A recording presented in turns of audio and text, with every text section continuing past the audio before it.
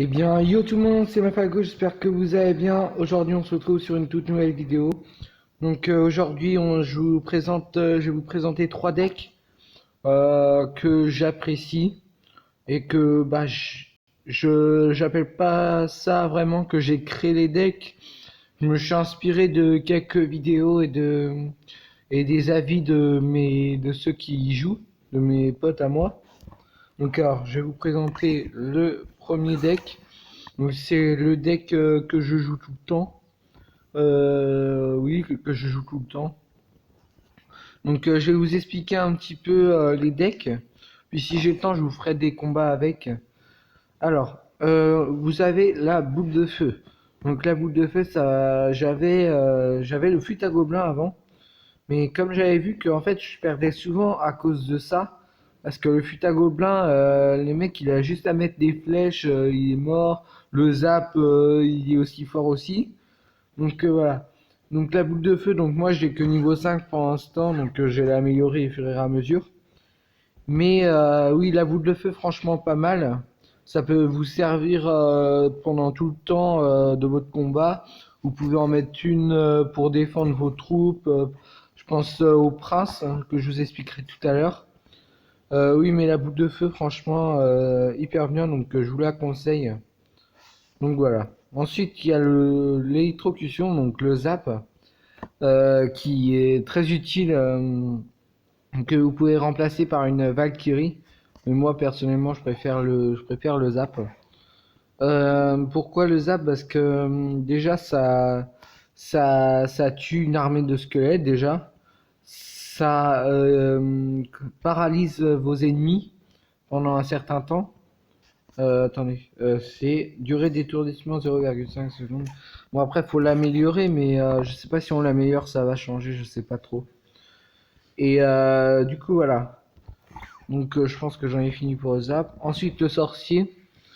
Le sorcier très efficace parce qu'il permet de faire des dégâts au sol et en l'air.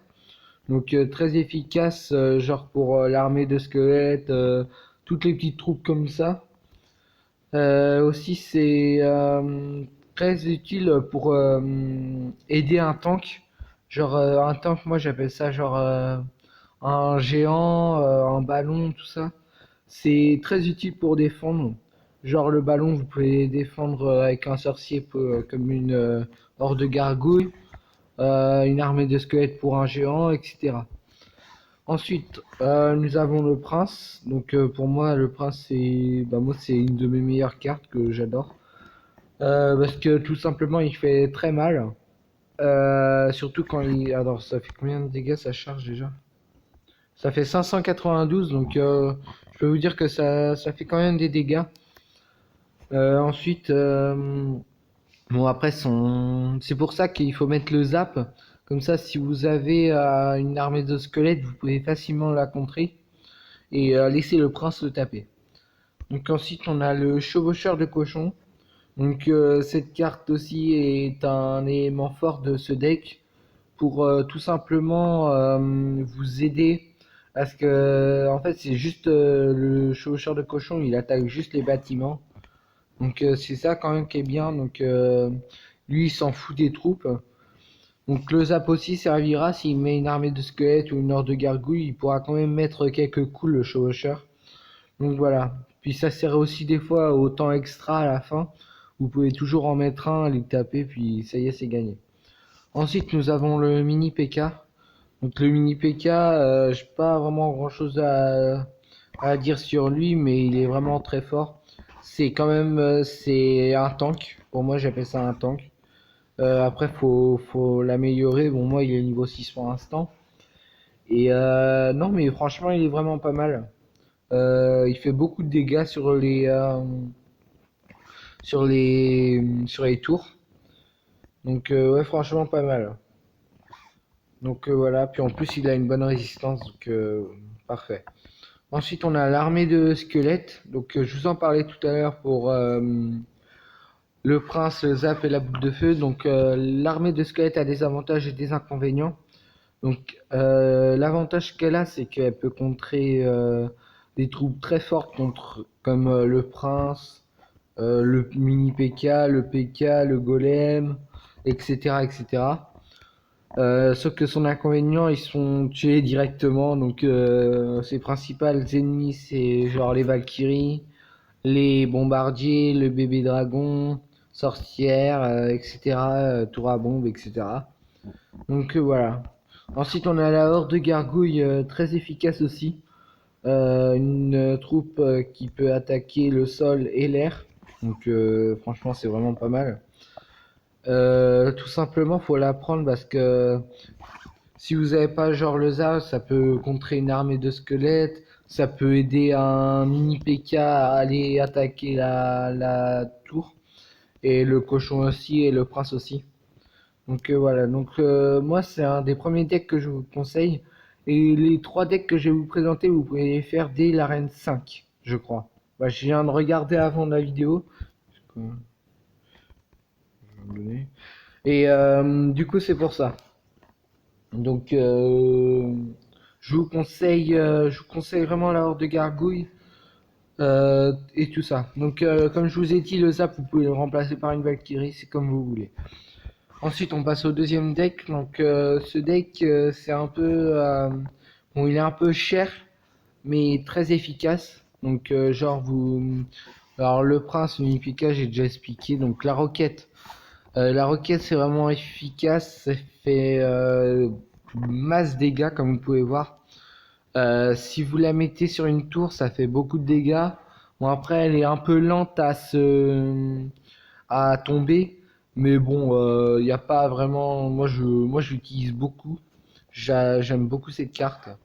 Donc voilà. Après j'imagine que si on les améliore encore plus les roquettes, je pense que ça fait encore beaucoup plus de dégâts et je pense que vous pouvez faire un truc, je viens d'y penser là avec attendez. Avec genre le miroir, vous pouvez faire genre avec le miroir, vous pouvez mettre deux. Puis en plus les dégâts sont multipliés. Donc c'est niveau 5. Donc déjà là ça fait 448. Donc genre vous à peu près vous enlevez au moins 700 points de dégâts pour une tour, si vous utilisez le miroir. Après le clonage, je sais pas trop encore, mais voilà. Armée squelette, j'ai expliqué. Alors les esprits de feu, c'est une troupe comme les autres, mais très efficace aussi. Euh, tout simplement parce que ça vous aider à déjà si ça réussit à toucher une tour, ça fait aussi très mal. Non, c'est pas. Là, ça fait 140 dégâts de zone. Donc, je peux vous dire que c'est quand même pas mal. C'est pour ça que je vous conseille équiper de la fournaise aussi, qui relâchera aussi des esprits de feu. Donc, déjà en plus, ça vous rajoutera des esprits de feu, ça. Et donc voilà, donc je vous conseille ce deck. Vous pouvez aussi faire ce deck à partir de la reine 5. Et donc voilà. Ensuite, on a ce deck que je viens de créer il y a pas longtemps. J'ai pas encore vu ce deck. Dites-moi dans les commentaires si vous avez déjà vu ce deck, mais je vais vous l'expliquer. Donc alors, on a les barbares. Les barbares très efficaces contre excusez-moi, contre genre l'armée de squelettes. Bah en fait pas trop, mais genre ça sert de moitié de cobaye, puis-je dire. Comme par exemple, si vous avez une horde de gargouilles par exemple, vous mettez les barbares, la horde de gargouilles sera attirée par les barbares. La horde de gargouilles aura un petit peu de mal à les tuer parce qu'ils sont plusieurs, ils sont 4. Donc voilà. Donc une troupe très bien. Vous pouvez les remplacer par une autre troupe, je crois. Attendez, je regarde. Euh... bah non, en fait, j'ai rien dit. Excusez-moi, en fait, j'ai rien du tout. Aussi, donc on a la Valkyrie, une troupe très bien. Après, faut. Donc ça sert à rien de mettre le zap, bien sûr, parce qu'on a les flèches. Je vous expliquerai ça tout à l'heure. Donc la Valkyrie, très efficace avec. Vous pouvez faire un combo avec le géant ou si vous n'avez pas le géant, le squelette géant ou les barbares. Mais moi, je vous conseille plutôt le squelette géant ou le géant. Vous la mettez devant. Et comme ça, l'armée de squelettes, elle sera tuée rapidement. C'est très efficace aussi contre les gobelins. Donc voilà. Ensuite, on a le squelette géant. Donc le squelette géant qui est pour moi mal jugé. Donc moi il est que niveau 2 parce que je viens de le réutiliser, mais au fil du temps je vais l'améliorer. Mais oui, squelette géant très sous-estimé. Parce que franchement c'est une très bonne carte. Après, ce qui est dommage, c'est qu'elle est, ouais, la vitesse, elle est pas très vite, elle est pas rapide, je veux dire. Donc c'est ça un petit peu le petit inconvénient. Sauf que sa bombe fait beaucoup de dégâts, elle fait 792 de dégâts. Donc si vous utilisez encore le miroir, c'est quand même très fort. Donc voilà, puis ça fera 1400 de dégâts si sur une tour si vous utilisez le miroir. Donc franchement, c'est franchement pas mal.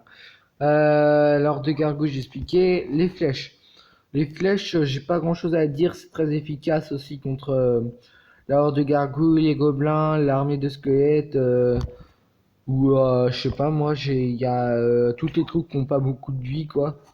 Contre les fuites à gobelins aussi, c'est pas mal. Donc, je vous conseille cette carte aussi.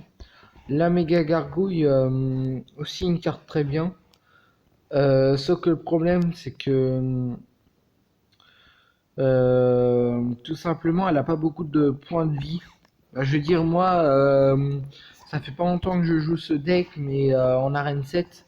Et elle est niveau 5 et elle se fait défoncer très rapidement. Donc c'est un peu ça son inconvénient, mais quand elle tape, elle peut faire beaucoup de dégâts aussi.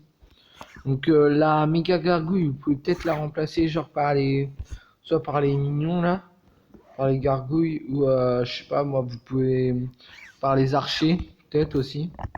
Donc à vous de décider, ou par le bébé dragon si vous voulez. Vous avez aussi les gobelins à lance. Très efficace aussi parce qu'ils font beaucoup de dégâts à 3. Donc franchement c'est plutôt pas mal. Ensuite on a le géant, donc comme je vous ai dit, qui sert de tank. Vous pouvez le remplacer par le PK ou le golem comme vous voulez, ou par le ballon. Et ouais, franchement c'est plutôt pas mal. Si vous alliez ça avec une horde de gargouilles, une Valky, c'est franchement pas mal. Et donc voilà, donc je vous conseille ces decks là, ils sont arène 5. Donc j'espère que ça vous a plu. J'ai voulu prendre le temps de vous expliquer les trois decks que je vais vous présenter. Donc c'est comme je vous ai dit, ces trois decks, vous pouvez les faire dès l'arène 5. Donc j'espère que ça vous a aidé. Dites-moi dans les commentaires si vous allez en utiliser un des trois que j'ai présenté, ou si vous le jouez déjà. Et voilà, donc moi je vous dis ciao et à la prochaine.